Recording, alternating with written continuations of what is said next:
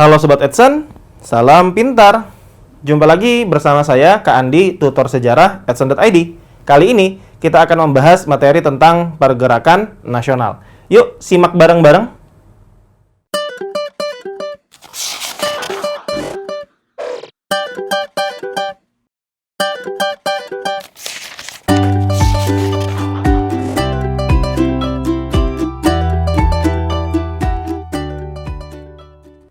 Sobat Edson, masa pergerakan nasional adalah masa yang berlangsung sejak awal abad ke-20 sampai dengan kedatangan tentara Jepang yang kemudian menduduki Indonesia.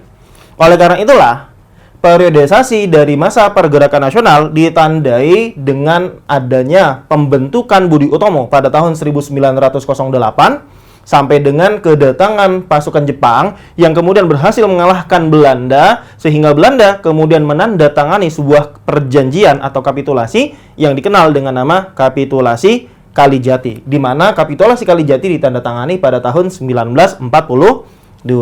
Sehingga masa pergerakan nasional berlangsung kira-kira selama 34 tahun, dari tahun 1908 sampai 1942. 1908 ditandai dengan berdirinya Budi Utomo dan berakhir pada tahun 1942 dengan dimulainya masa pendudukan Jepang. Sekarang kita lihat, apa kemudian ciri-ciri yang tampak pada masa pergerakan nasional? Ciri-ciri yang kemudian menandai dimulainya masa pergerakan nasional. Kemudian nanti kita juga akan melihat faktor pendorong apa saja yang mengakibatkan lahirnya pergerakan nasional di Indonesia. Serta kita juga nanti bisa membagi sikap-sikap yang kemudian dimunculkan oleh organisasi-organisasi pada masa pergerakan nasional. Yang pertama kita akan bahas adalah ciri-ciri yang menandai dimulainya masa pergerakan nasional, di mana kita ketahui sebelum pergerakan nasional dimulai, muncul perlawanan yang dilakukan oleh bangsa Indonesia menghadapi kolonialisme bangsa Barat, di mana ciri-ciri yang tampak pada perjuangan sebelum abad ke-20 ditandai dengan adanya gerakan atau perlawanan yang menggunakan kekuatan bersenjata, kemudian dipimpin oleh tokoh-tokoh karismatik, serta bersifat kedaerahan, dan juga kemudian mudah dipecah belah oleh bangsa Barat. Nanti terjadi perbedaan yang cukup signifikan, perbedaan yang drastis dari perjuangan yang dilakukan oleh bangsa Indonesia sebelum abad ke-20 dengan perjuangan yang dilakukan pada masa pergerakan nasional. Maka sekarang kita lihat, ciri-ciri apa yang kemudian tampak dari perjuangan pada masa pergerakan nasional.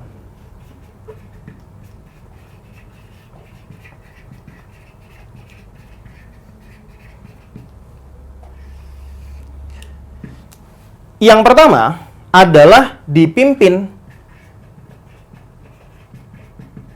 oleh golongan elit terpelajar. Yang kedua, menggunakan organisasi modern. Kemudian yang ketiga, bersifat nasional. Serta yang keempat, tidak mudah dipecah belah. Nah, kita bisa melihat ini adalah ciri-ciri yang kemudian menandai masa pergerakan nasional di Indonesia. Yang pertama adalah dipimpin oleh golongan elit terpelajar. Bagaimana kemudian golongan elit terpelajar ini tampil sebagai pihak yang kemudian memberikan upayanya untuk menuju kemerdekaan Indonesia? Kita tahu bahwa pada tahun 1901 melalui usulan dari Theodor van Deventer yang kemudian mengatakan dalam tulisannya berjudul N.R.S. Schuld atau Hutang Kehormatan, bahwa sudah sepantasnya lah kemudian negeri Belanda memberikan balas jasa kepada Hindia Belanda atau Indonesia yang telah membantu kemakmuran negeri Belanda. Di mana dalam perkembangannya kita tahu bahwa usulan van Deventer yang kemudian dikenal sebagai politik etis atau trias etika memberikan 3 hal kepada penduduk pribumi Hindia Belanda atau Indonesia.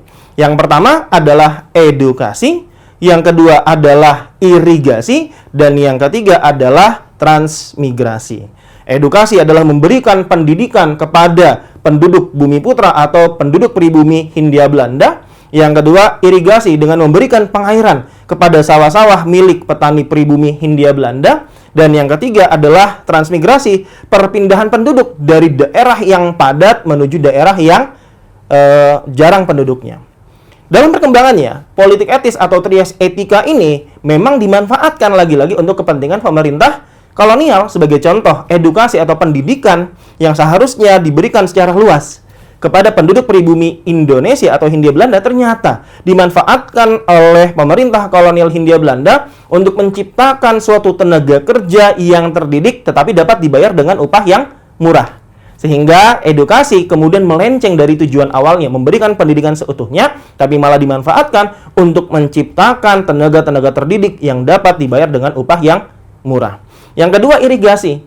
Seharusnya sawah-sawah milik para petani pribumi yang kemudian diairi. Dalam perkembangannya, justru lahan-lahan perkebunan milik pengusaha asing swasta lah yang kemudian mendapatkan manfaat dari pengairan atau irigasi tersebut. Kemudian transmigrasi atau perpindahan penduduk ini malah dimanfaatkan oleh pemerintah kolonial untuk memenuhi kebutuhan akan tenaga kerja atau kuli-kuli perkebunan di perkebunan-perkebunan milik pemerintah kolonial maupun milik pengusaha asing swasta.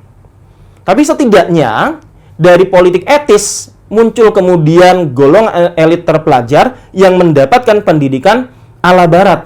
Kita tahu bahwa setidaknya ada beberapa sekolah yang kemudian dibentuk, diciptakan oleh pemerintah kolonial untuk penduduk pribumi. Di antaranya untuk tingkat sekolah dasar kita dapat menyebutkan ada ELS, ada HIS, maupun ada Folk School. ELS atau European Leisure School ini biasanya siswanya terdiri atas golongan Eropa, sebagian besarnya adalah golongan Eropa, dan sebagian kecil saja penduduk pribumi. Kemudian HIS, Holland Inland School, di mana setengah dari siswa HIS adalah orang-orang pribumi, di mana mereka biasanya menduduki status yang tinggi di dalam masyarakat pribumi. Dan kemudian Folk School, sekolah rakyat. Nah, itu adalah beberapa sekolah yang kemudian didirikan oleh pemerintah kolonial dalam upayanya memenuhi politik etis. Nah, jadi di bidang edukasi, dengan adanya pendidikan yang dibuka oleh pemerintah kolonial, muncullah kemudian golongan elit terpelajar. Di mana golongan elit terpelajar ini di kemudian hari nantinya akan membawa semangat nasionalisme dalam upaya mereka untuk memerdekakan Indonesia dari penjajahan yang dilakukan oleh Belanda. Nah, jadi di sini kita bisa lihat bahwa ciri-ciri pergerakan nasional yang pertama dipimpin oleh elit terpelajar. Tidak lagi mesti dipimpin oleh tokoh karismatik sebagaimana perlawanan yang muncul sebelum abad ke-20. Ciri berikutnya adalah menggunakan organisasi modern. Ini juga berbeda dengan perlawanan yang dilakukan oleh bangsa Indonesia sebelum abad ke-20, di mana kita tahu sebelum abad ke-20 perjuangan yang digunakan bangsa Indonesia untuk mengalahkan kolonialisme yang dilakukan oleh bangsa Barat adalah dengan menggunakan kekuatan bersenjata. Tapi sebagaimana yang kita ketahui pula bahwa kebanyakan perjuangan bersenjata yang digunakan oleh bangsa Indonesia berakhir dengan kekalahan. Nah, pada masa pergerakan nasional yang dilakukan kemudian oleh bangsa Indonesia untuk mendapatkan kemerdekaannya adalah dengan memanfaatkan menggunakan organisasi-organisasi modern. Kita tahu di antaranya organisasi modern di antaranya adalah Budi Utomo. Kemudian ada Sarekat Islam, ada Indische Partai, ada Partai Nasional Indonesia, dan lain sebagainya. Ini adalah organisasi-organisasi modern yang digunakan oleh bangsa Indonesia untuk mendapatkan kemerdekaannya dari kolonialisme, dari penjajahan yang dilakukan oleh bangsa Barat. Ciri yang ketiga adalah bersifat nasional. Artinya apa? Artinya ada upaya yang dilakukan oleh bangsa Indonesia untuk mewujudkan kemerdekaan secara nasional, secara menyeluruh, mulai dari wilayah Sumatera sampai wilayah Papua. Hal ini tentu saja berbeda dengan perjuangan yang terjadi sebelum abad ke-20, di mana kita tahu bahwa ciri perjuangan sebelum abad ke-20 bersifat kedaerahan. Artinya, persatuan saat itu belum terbentuk. Maka dengan adanya sifat nasional ini yang kemudian semakin ditandai dengan adanya Kongres Pemuda II pada tahun 1928 yang menghasilkan Sumpah Pemuda, kita tahu bahwa para pemuda kemudian menyatakan sikapnya untuk membentuk tanah air yang satu, bangsa yang satu, serta menggunakan bahasa persatuan, yaitu Indonesia. Dan yang keempat adalah tidak mudah dipecah belah. Ini tentu saja berbeda dengan perjuangan yang muncul sebelum abad ke-20, di mana perjuangan sebelum abad ke-20 mudah dipecah belah oleh Belanda, atau di mana Belanda kerap menggunakan politik divide et impera. Maka di sini kita dapat melihat inilah ciri-ciri yang kemudian tampak pada masa pergerakan nasional. Sekarang kita lihat apa saja kemudian faktor yang mendorong timbulnya pergerakan nasional. Nah, nanti kita dapat membagi ya, faktor pendorong yang mengakibatkan lahirnya pergerakan nasional di Indonesia menjadi faktor internal atau faktor yang berasal dari dalam, serta faktor eksternal atau faktor yang berasal dari luar. Kita lihat yang pertama terlebih dahulu. Faktor internal apa yang mengakibatkan lahirnya pergerakan nasional? Yang pertama adalah penderitaan akibat penjajahan.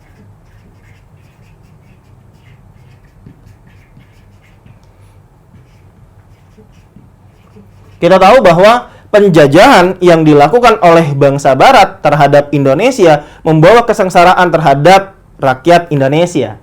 Sejak masa Portugis sampai dengan masa pemerintah kolonial Hindia Belanda, penjajahan yang dilakukan oleh bangsa Barat kerap mengakibatkan kesulitan-kesulitan yang dialami oleh bangsa Indonesia. Satu yang dapat kita sebutkan adalah saat pemerintah kolonial Hindia Belanda menerapkan kebijakan sistem tanam paksa atau kultur stelsel yang mengakibatkan terjadinya bencana kelaparan dan kemiskinan yang dialami oleh para petani pribumi Indonesia. Sebagai contoh, wilayah Demak dan Grobogan adalah dua daerah di Jawa Tengah yang mengalami kelaparan parah sebagai akibat penerapan sistem kultur stelsel atau sistem tanam paksa. Di sini tampak bahwa penderitaan akibat penjajahan mendorong lahirnya upaya untuk melepaskan diri bangsa Indonesia dari penjajahan yang dilakukan oleh bangsa Barat. Yang kedua adalah adanya kenangan akan kejayaan masa lalu. Adanya kenangan akan kejayaan masa lalu. Kita tahu bahwa pada masa Hindu-Buddha ada Sriwijaya, ada Majapahit, dua kerajaan yang amat besar pada zamannya. Pada masa Islam kita tahu ada Kesultanan Aceh, ada Kesultanan Mataram Islam, ada Kesultanan Makassar yang juga menjadi penguasa di masing-masing wilayahnya. Maka kenangan akan kejayaan masa lalu ini kemudian mengakibatkan timbulnya memori, timbulnya kesadaran bahwa bangsa Indonesia seharusnya dapat merdeka, seharusnya dapat melepaskan diri dari penguasaan yang dilakukan oleh bangsa asing. Jika di masa lalu saja ada Sriwijaya, ada Majapahit yang menggambarkan kebesaran Kepulauan Nusantara, maka kenapa tidak kemudian bangsa Indonesia bisa kembali menjadi bangsa yang besar lepas dari penjajahan yang dilakukan oleh bangsa asing. Yang ketiga adalah munculnya elit terpelajar, di mana kita telah membahas bahwa kemunculan elit terpelajar sebagai akibat adanya edukasi yang diberikan oleh pemerintah kolonial dengan penerapan politik etis ternyata membawa dampak positif, dengan di mana golongan elit terpelajar ini kemudian menjadi pionir, menjadi orang-orang yang mendorong lahirnya kemerdekaan bagi bangsa Indonesia. Kita tahu nanti muncul tokoh-tokoh seperti Dr. Sutomo, kemudian muncul pula Cipto Mangunkusumo, kemudian Setiabudi Danudirjo, kemudian ada Soekarno, Muhammad Hatta, Sultan Syahrir, dan lain sebagainya, di mana mereka adalah golongan elit terpelajar yang nantinya di kemudian hari membawa kemerdekaan bagi bangsa Indonesia. Itu adalah faktor internal yang mendorong lahirnya pergerakan nasional. Sedangkan faktor eksternal diantaranya adalah masuknya paham-paham baru. Di mana paham-paham baru yang kemudian masuk ke Indonesia pada masa pergerakan nasional diantaranya adalah paham demokrasi, paham nasionalisme, paham sosialisme, dan paham pan-islamisme. Kemudian, yang berikutnya, faktor eksternal yang mengakibatkan lahirnya pergerakan nasional adalah bangkitnya nasionalisme di kawasan Asia Afrika. Bangkitnya nasionalisme di kawasan Asia Afrika. Kita tahu bahwa negara-negara di kawasan Asia Afrika umumnya adalah negara-negara yang terjajah.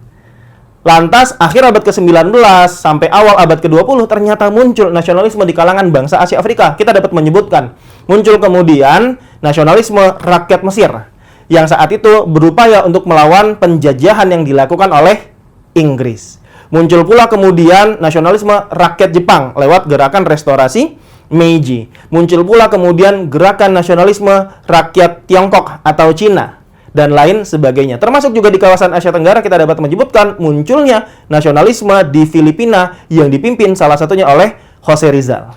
Maka kebangkitan nasionalisme di kawasan Asia Afrika mendorong pula munculnya semangat pergerakan nasional untuk membawa kemerdekaan Indonesia. Dan yang ketiga, ini merupakan faktor khusus, yaitu kemenangan yang diraih oleh Jepang atas Rusia dalam perang yang terjadi tahun 1904 sampai 1905, di mana dalam perang tersebut Jepang yang merupakan bagian bangsa Asia berhasil mengalahkan Rusia yang merupakan bagian dari bangsa Eropa. Kemenangan Jepang ini membawa dampak signifikan, yaitu bangkitnya keyakinan bangsa Asia bahwa bangsa Asia dapat mengalahkan bangsa Eropa. Karena sebelumnya muncul semacam mitos di mana bangsa Asia meyakini bangsa Eropa adalah bangsa yang tidak terkalahkan. Dengan kekalahan Rusia atas Jepang, maka semangat bangsa Asia untuk melepaskan diri dari penjajahan yang dilakukan oleh bangsa Barat atau bangsa Eropa kemudian bangkit, kemudian muncul. Inilah faktor-faktor yang mendorong lahirnya pergerakan nasional di Indonesia. Berikutnya, kita akan membahas sikap dari organisasi pada masa pergerakan nasional.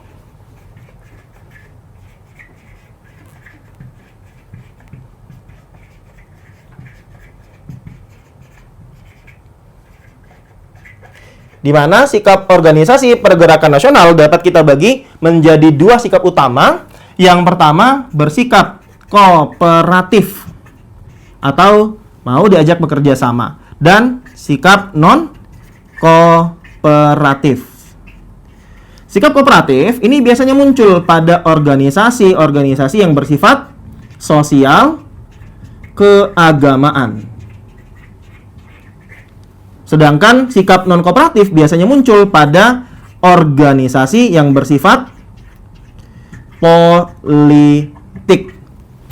Contoh organisasi yang bersikap kooperatif diantaranya adalah Budi Utomo, kemudian Sarekat Islam.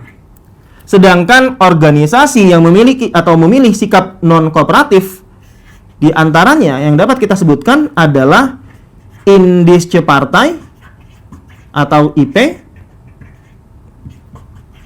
kemudian Perhimpunan Indonesia atau PI, dan Partai Nasional Indonesia atau PNI. Nah, ini adalah sikap yang secara umum tampak pada organisasi pergerakan nasional. Baik sikap kooperatif yang ditunjukkan oleh organisasi-organisasi sosial keagamaan, serta sikap non-kooperatif yang ditunjukkan oleh organisasi-organisasi politik. Nantinya, organisasi yang bersikap non-kooperatif akan digelari sebagai organisasi radikal. Oleh siapa? Oleh pemerintah kolonial Hindia Belanda. Bagaimana? Dapat dipahami?